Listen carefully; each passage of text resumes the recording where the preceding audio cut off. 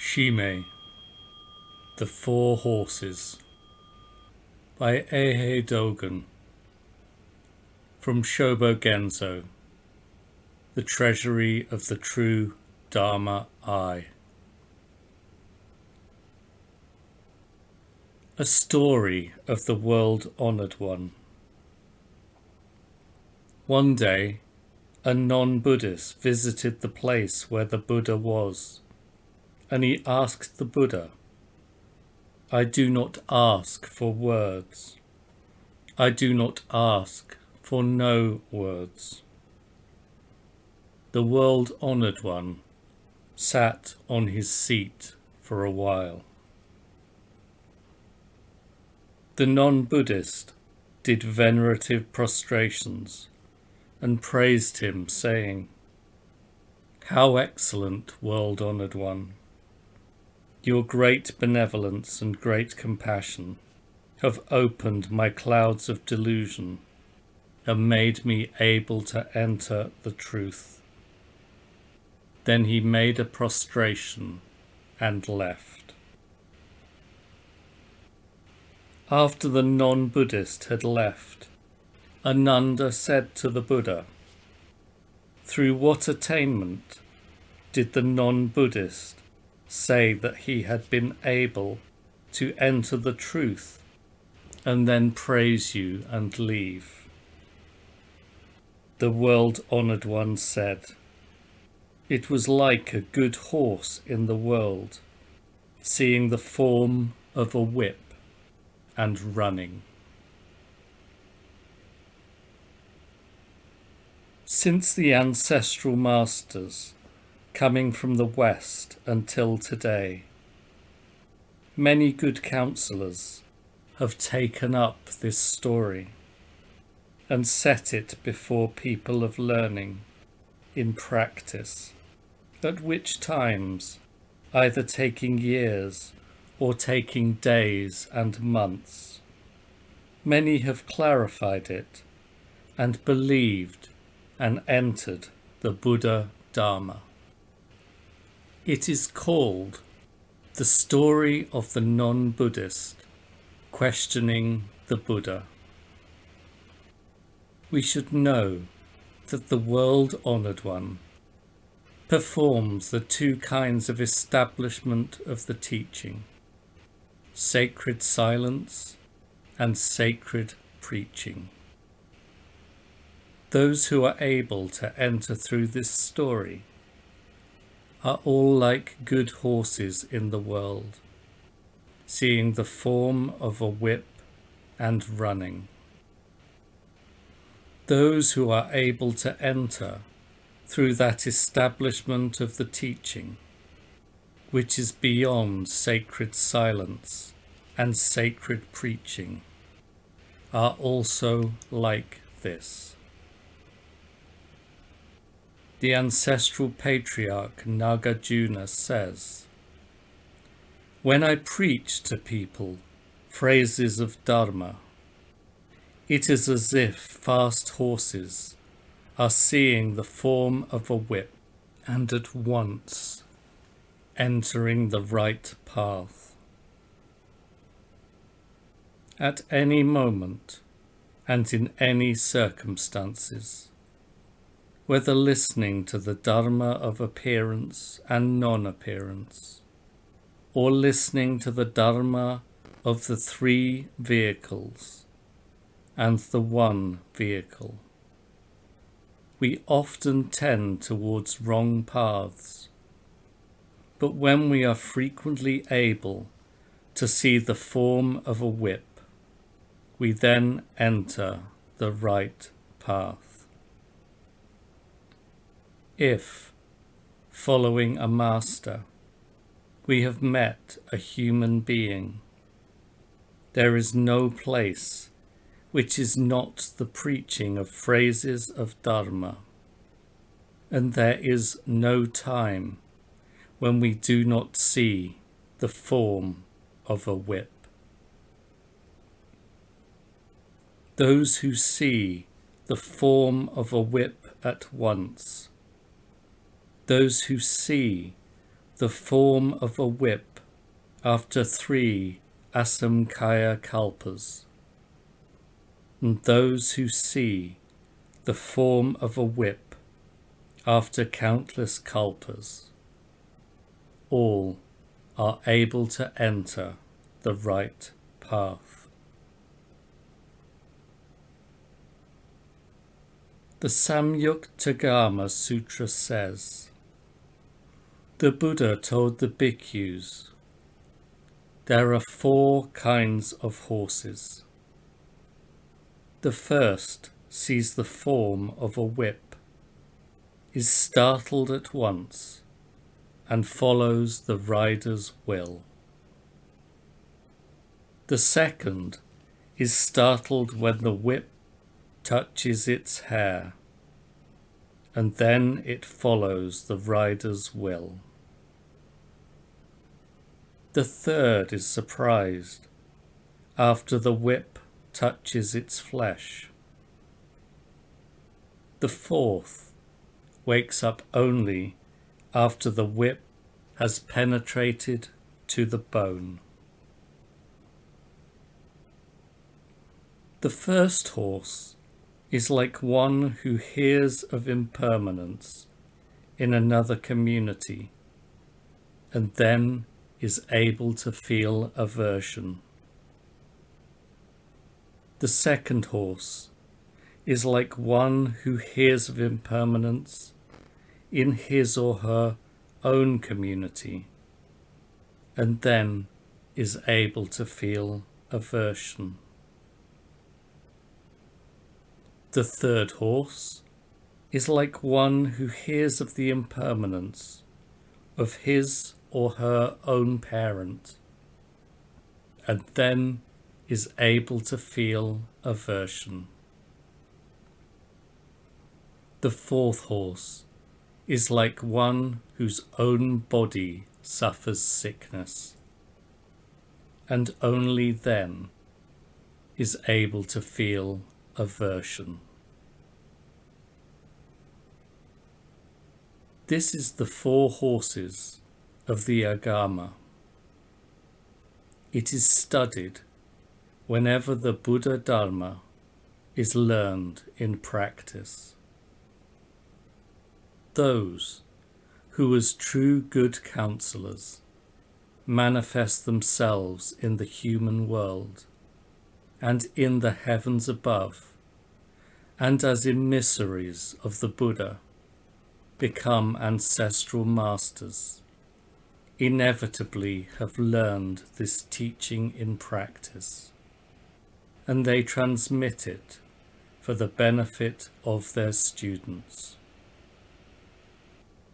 Those who do not know it are not good counselors to human beings and gods. Those students who are close with the Buddha's truth as living beings who have thickly accumulated good roots are inevitably able to hear this teaching. Those who are far from the Buddha's truth neither hear it nor know it. So masters should plan to preach it without delay, and disciples should hope to hear it without delay. The meaning of this to feel aversion is as follows. When the Buddha expounds the Dharma with a single utterance, living beings each understand according to their type. Some have fear, some rejoice, some feel aversion and detachment, some cut doubt. The Sutra of the Great Demise says, the Buddha said, good sons, it is like training horses. Broadly, there are 4 kinds of horse. Those which 1 are contacted through hair, 2 are contacted through skin, 3 are contacted through flesh, or 4 are contacted through bone, and which, according to those respective places of contact, obey the rider's will. The Tathagata also is like that. With 4 kinds of dharma, he controls and subdues living beings. 1. He preaches to them of life, and then they accept the Buddha's words, like a horse when its hair is touched, following the rider's will. 2. He preaches of life and aging, and then living beings accept the Buddha's words, like a horse when its hair and skin are touched, following the rider's will. 3. He preaches of life and also of aging and death, and then living beings accept the Buddha's words, like a horse when its hair, skin, and flesh are touched, following the rider's will. 4.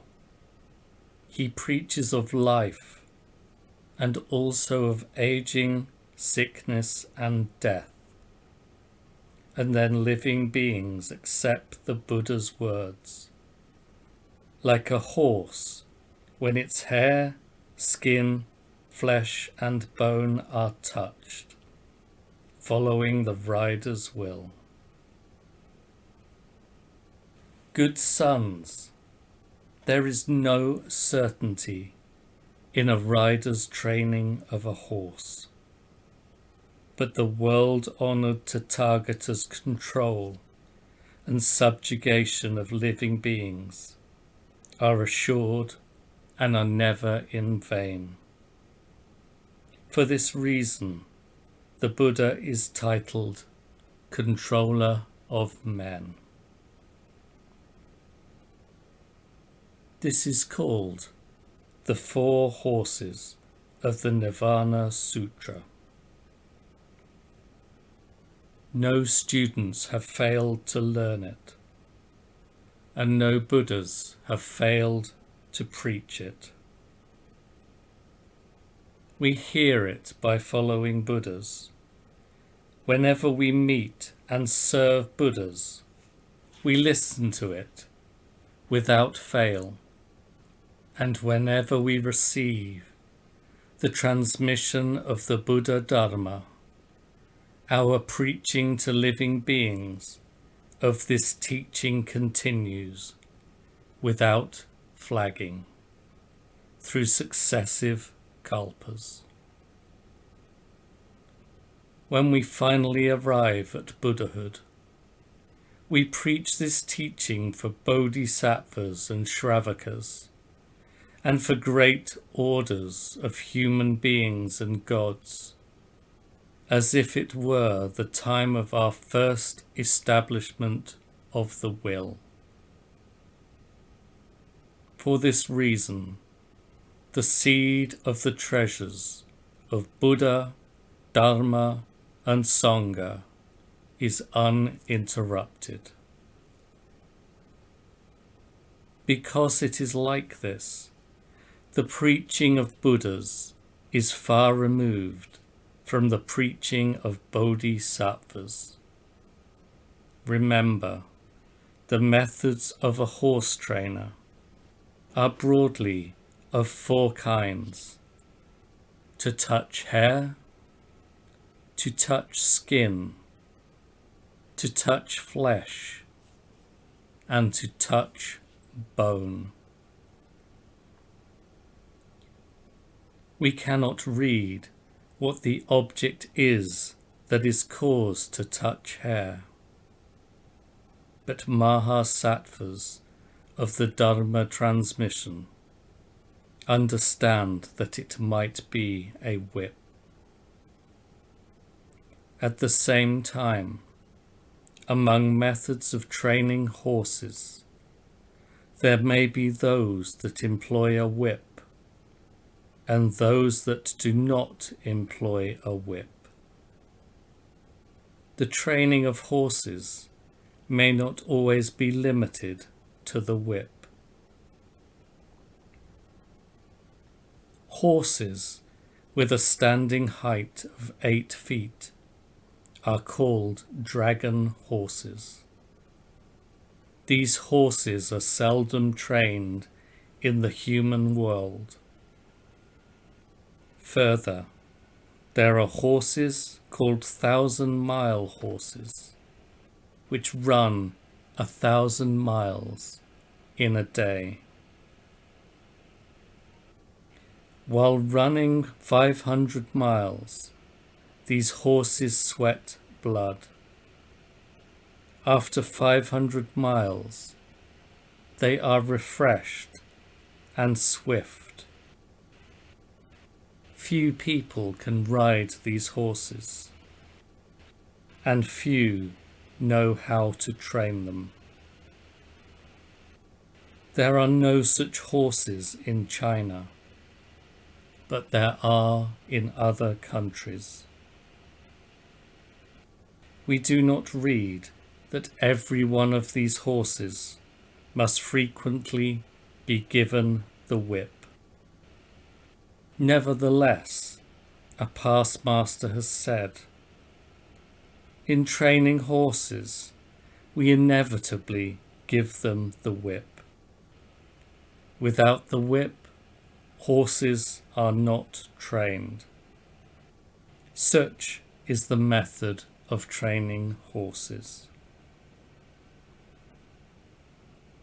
There are the present 4 methods: the touching of hair, skin, flesh, and bone. To touch skin and bone, but not hair, is impossible. To touch flesh and bone, but not hair and skin, is impossible. We have seen, therefore, that the whip is to be given.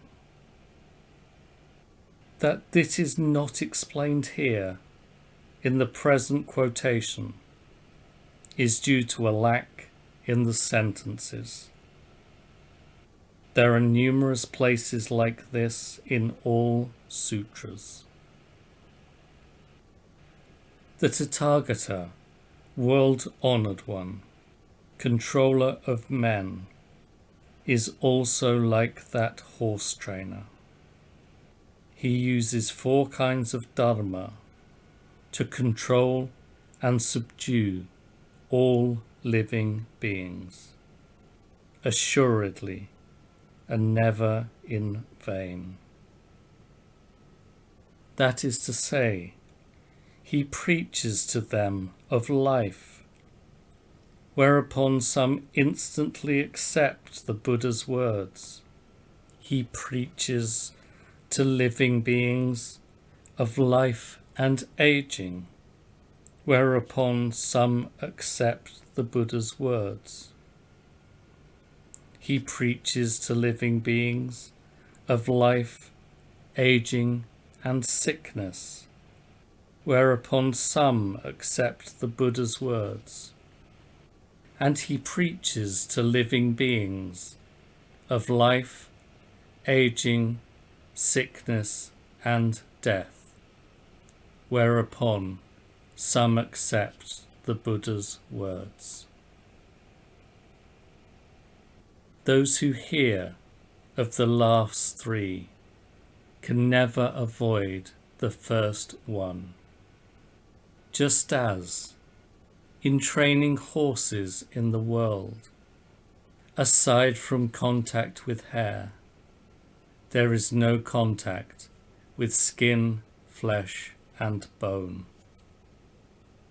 He preaches to them of life, aging, sickness, and death, means that the Tathagata, the world-honored one, preaches to others of life, aging, sickness, and death. This is not in order to cause living beings to depart from life, aging, sickness, and death. He does not preach that life, aging, sickness, and death are just the truth. And he does not preach in order to make living beings understand that life, aging, sickness, and death are just the truth.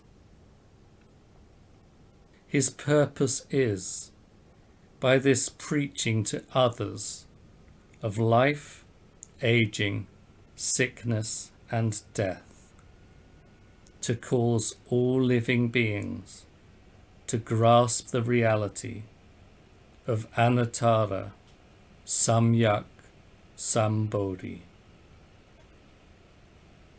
Thus the world-honored Tathagatas control and subjugation of living beings are assured and are never in vain. For this reason, the Buddha is titled Controller of Men.